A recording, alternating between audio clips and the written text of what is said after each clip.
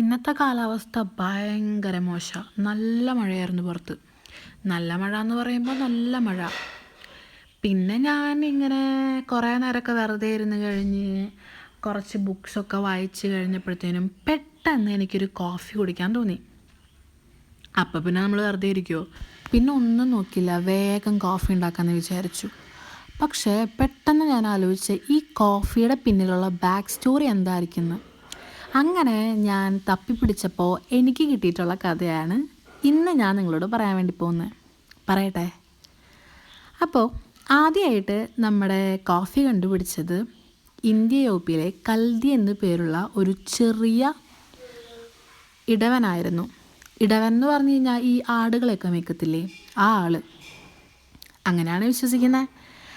അങ്ങനെ ഒരു ദിവസം ഇയാളുടെ ആടുകളെ കൊണ്ട് മേയ്ക്കാൻ നടക്കുമ്പോൾ ആടുകൾ ഒരു കാട് വിട്ട് അതിവേഗം ആവേശത്തോടെ ചാടുകയും അതുപോലെ കഴുത്തുയർത്തി ഭയങ്കര ഉല്ലാസഭരിതരാകുകയും ചെയ്തു. അതിൽ എന്തോ ഒരു അസ്വാഭാവികത കണ്ട കൽദി ആടുകൾ കഴിച്ചിരുന്ന ബെറിപ്പഴം, അതായത് ചുവന്ന ബെറി, നമ്മുടെ കാപ്പിക്കുരുല്ലേ, അതെടുത്ത് കഴിച്ചു.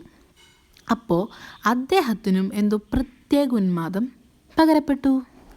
അങ്ങനെ ഈ ബെറികൾ, അതായത് നമ്മുടെ കാപ്പിക്കുരു, പിന്നീട് വൈദികന്മാരും വിശ്വാസികളും രാപ്പകൽ ജാഗരിക്കാൻ സഹായകരമായ ഒന്നായി മാറി. പിന്നീട് കോഫി യമനിലും അറബിയിലും ഇന്ത്യയിലും എത്തി.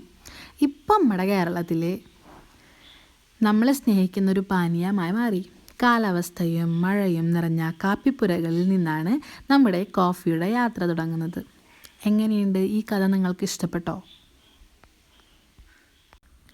എനിക്കാണെങ്കിൽ കോഫി ഭയങ്കര ഇഷ്ടം എന്ന് പറഞ്ഞാൽ ഭയങ്കര ഇഷ്ടമാണ്. ഞാനൊരു കോഫി ലവറാണ് ശരിക്കും പറഞ്ഞു കഴിഞ്ഞാൽ. പക്ഷെ അത് ഞാൻ ഇടയ്ക്ക് മാത്രം കുടിക്കത്തുള്ളൂ കേട്ടോ.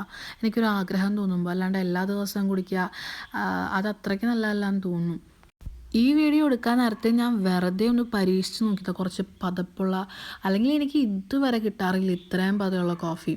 പക്ഷേ ഇന്ന് എനിക്ക് കിട്ടി. എനിക്കറിയില്ല, എനിക്ക് നല്ല ഭാഗ്യമുണ്ടെന്ന് തോന്നുന്നു. അപ്പോൾ ഇന്നത്തേക്ക് ഇത്രയേ ഉള്ളൂ. ബൈ.